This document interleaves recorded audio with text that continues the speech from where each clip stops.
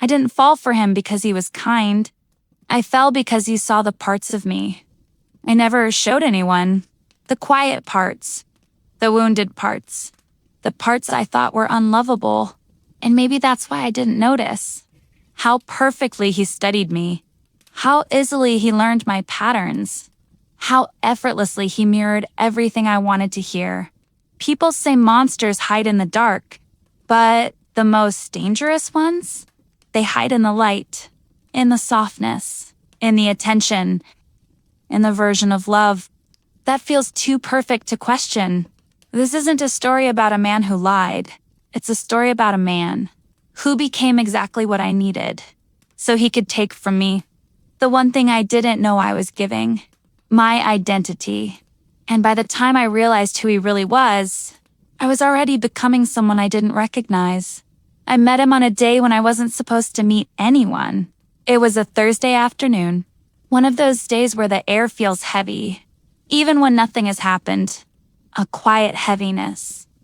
The kind that sits behind your ribs, and you can't explain why it's there. I was sitting in a small cafe near my apartment, trying to restart my life after a long phase of emotional numbness. No friends around, no family clothes, just the sound of strangers' voices and the clinking of cups I didn't care about. I opened a book I wasn't really reading, and that's when I noticed him. Not because he looked impressive. Actually, he didn't. He wore a pale gray hoodie, messy hair, and eyes that looked like they were searching for something they weren't sure existed. But it was the way he noticed me that made my breath pause. Not in a flirty way, not in a lingering way. It was different. Like he recognized something in me. Before I even looked up, I glanced at him, and he looked away quickly, but not before giving a soft, almost apologetic smile. A smile that said, "I see you. Even the parts you're hiding." I tried to ignore it. I wasn't looking for anything, especially not attention from a stranger. But life has a way of sending people exactly when you're trying not to be seen. A few minutes later, the cafe Wi-Fi glitched. My phone wouldn't load anything. I said, not dramatically, but enough to let my frustration slip. And then I heard a voice. Soft, gentle, almost careful. "Does your phone hate this place too? Or just mine?" I looked up. It was him. He wasn't smiling now, just observing me with those quiet, searching eyes.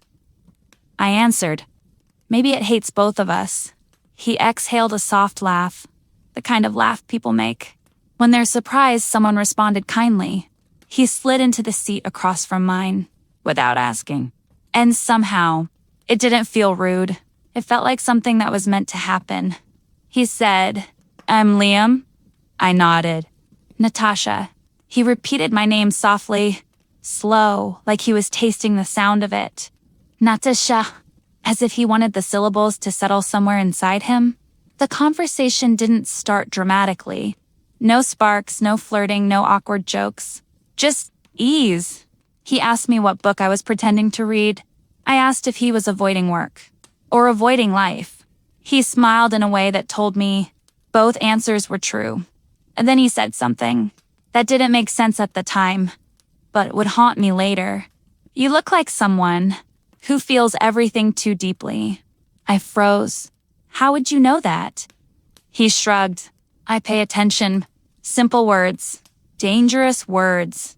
Words that mean everything, if you've lived long enough to know what attention can turn into."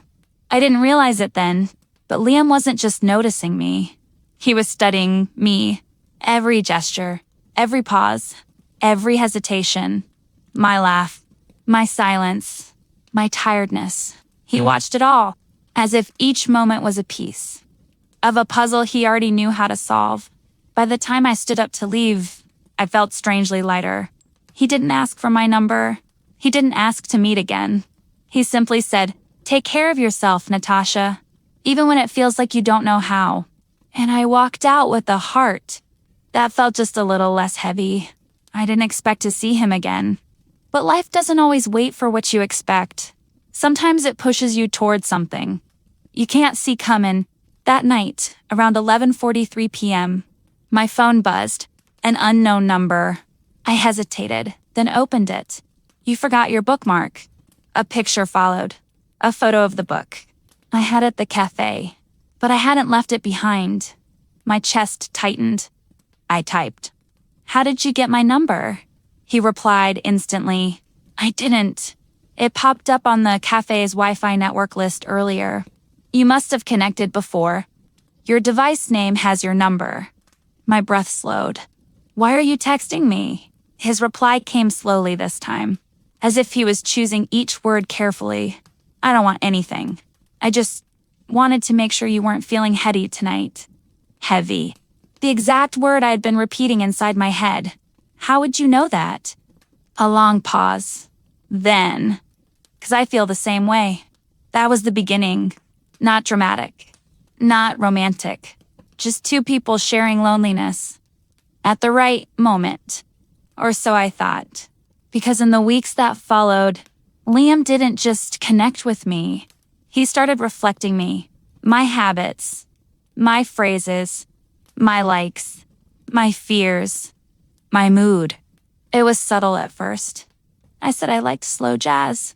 He said he'd been into it lately. I mentioned I drink chamomile tea when I'm anxious. He said it helps him sleep too. I said I sometimes talk softer when I feel unsafe. And after that, so did he. At first it felt comforting, like we fit. But comfort can hide danger if you're not paying attention. 'Cause no one fits you perfectly, unless they're trying to. And the night I realized that, everything shifted. Because someone can only mirror you, so long, before a reflection starts to crack. And when Liam cracked, I saw something behind him I wasn't supposed to see. Something dark. Something intentional. Something terrifying. A version of him that wasn't mirroring me, but studying me. For a while, everything about Liam felt perfect. Too perfect. He always knew what to say. Always knew when to back away. Always knew when I needed silence. And when I needed softness. No man learns a woman that fast. Not without intention. But I didn't see it. Not at first. Because when someone mirrors your broken places, with gentle hands, doesn't feel like danger. It feels like healing. Until the day, the mirror cracked.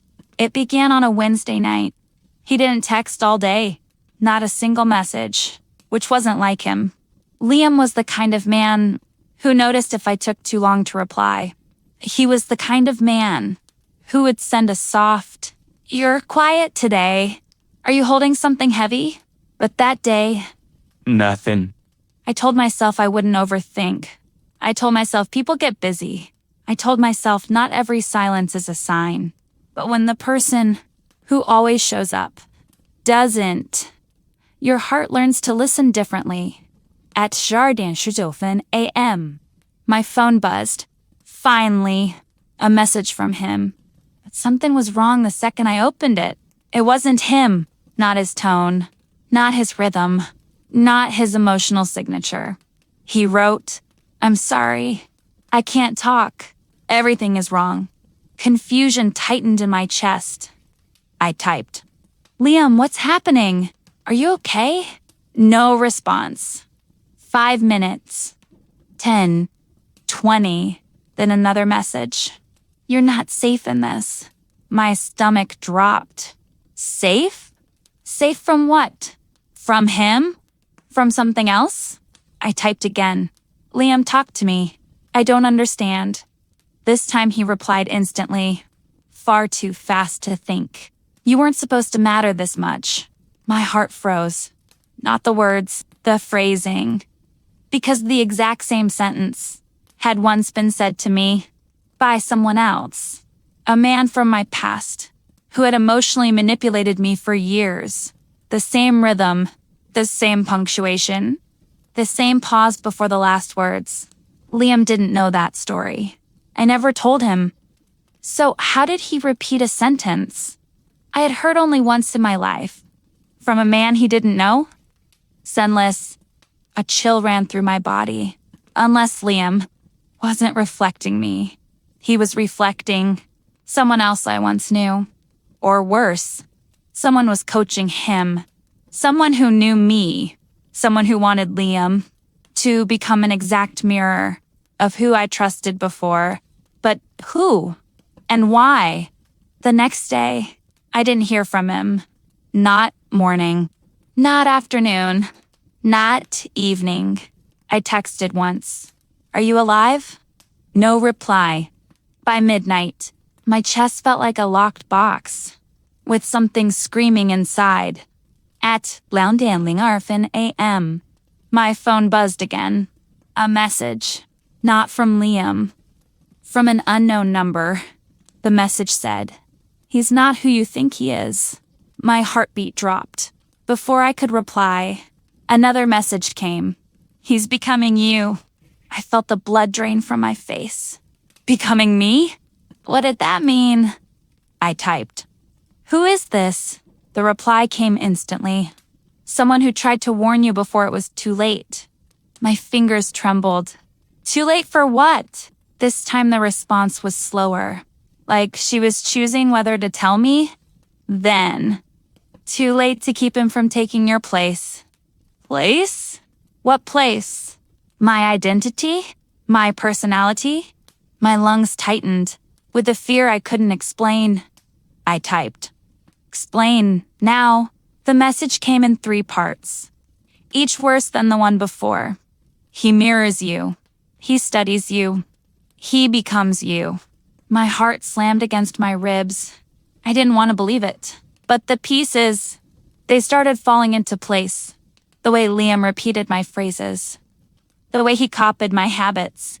The way he matched my emotional patterns. Too precise. Too intentional. I typed. Who are you? A pause. Someone who was him before he found you. My breath caught. Someone? Who was him? What did that even mean? I typed. Are you his ex? She replied. I was his mirror before you. A sickening cold spread through my bones. Before I could type anything else, she sent one more message. The one that shattered everything I believed. You weren't chosen. You were replaced. And then, as if her purpose was finished, she went offline. I stared at the screen. Replaced. Not chosen. Mirrored. Not loved. Studied. Not understood. I whispered into the empty room. What is happening? My hands were shaking. My thoughts were spiraling. And just when I thought the night couldn't get darker, my phone buzzed. Liam. Finally. But he didn't send a message. He called. And when I picked up, his voice didn't sound like Liam. It sounded like someone who was losing control. Someone who wasn't speaking as himself. Someone desperate. Natasha. His voice trembled. I need you to stay on the phone with me. Whatever you do. Don't hang up. My breath stilled. Why? I whispered. He inhaled shakily. Because she found you. My heart stopped. Who? Natalie? No, he whispered. The fear in his voice wasn't normal. It wasn't emotional. It was primal. He said, not Natalie, the woman before her. I felt my entire body go numb. What do you mean the woman before her? He swallowed audibly. The one who taught me how to become someone else. Coldness spread through my blood. Liam. My voice cracked. What are you trying to tell me? He exhaled a trembling, broken breath. I'm not who you think I am, Natasha. A pause. A long, terrifying pause. Then, I've done this before. When Liam said the words, I've done this before, something inside me folded in on itself. Not a breakdown. Not panic. Just a numb, freezing stillness. That only comes when the truth is too heavy for your chest to carry. My voice barely came out. Liam, what did you do before me? He didn't answer. Not quickly. Not slowly. Just nothing. Silence so deep, it felt like a confession on its own. Then I heard a soft, shaky inhale. I didn't pretend to be someone else, he whispered. I became someone else. 'Cause she asked me to.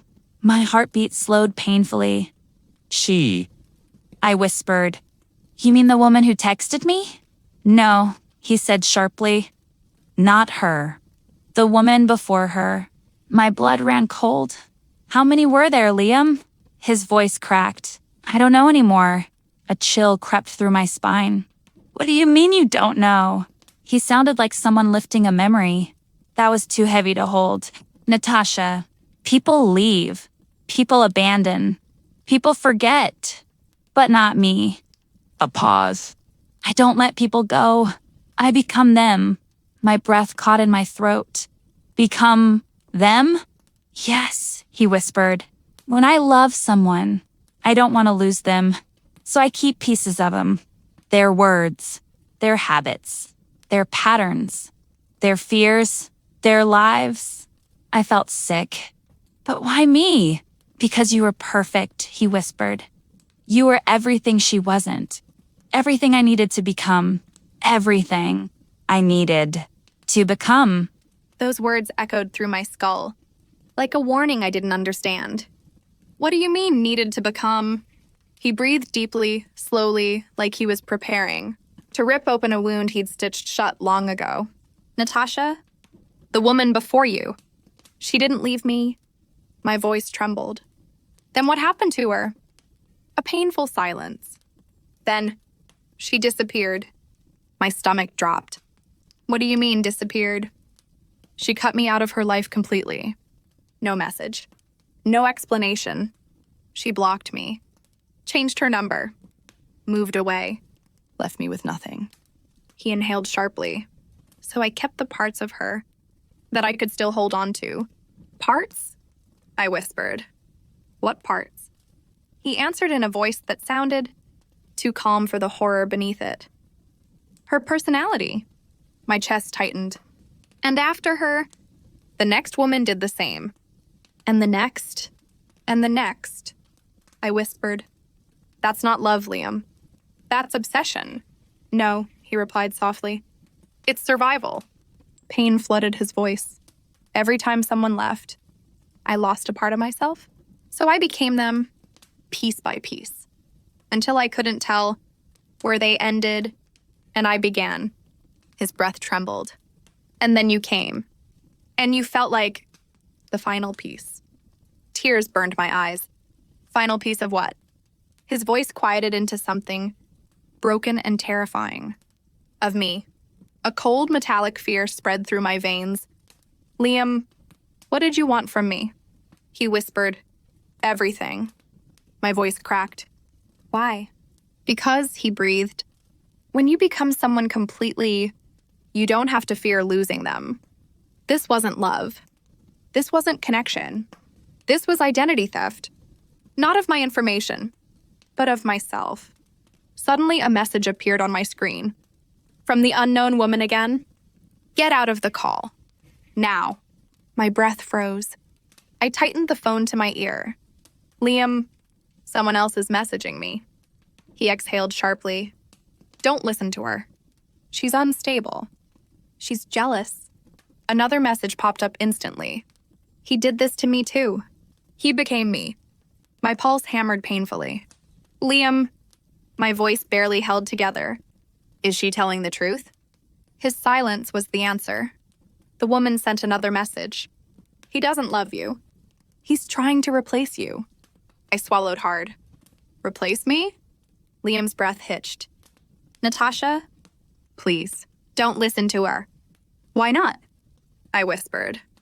She sounds terrified. She's dangerous, he hissed. She's the reason I disappeared last time. The woman replied again. He learns your mind, your moves, your voice. He absorbs you. I felt my blood go cold. Last message. And when you try to leave, he falls apart in a way. That makes you responsible for putting him back together. My hand shook. Liam, is that true? He exhaled long, painful. I don't fall apart. He whispered, I break, and you don't get to leave until I'm whole again. A deep primal fear rippled through my body. This wasn't love. This was entrapment. This was identity starvation. I whispered, Liam. I'm ending the call. He inhaled sharply, a sound between panic and rage. Natasha, don't. I have to.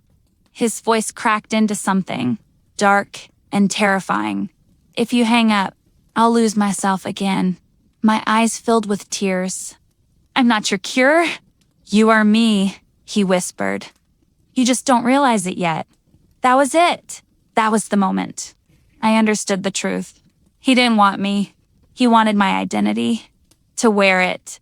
To become it. To survive through it. I whispered the last thing I ever said to him. You don't become people, Liam. You erase them. And I hung up. I blocked his number. Changed mine. Deleted everything. Moved apartments within a week. But some nights, around Laundenschitiefen a.m., my phone still lights up with unknown messages. No words. Just typing dots. As if someone is trying to speak. In my rhythm. My pauses. My silence. As if someone is still trying to be me. And every time I see those dots, I remember the final message the woman sent me. He doesn't stop. He only moves on. To become the next version of the woman he couldn't keep. And the most terrifying thought? I don't know. If he ever truly left me behind, or if the woman I am now is already carrying pieces of the man who tried to wear my soul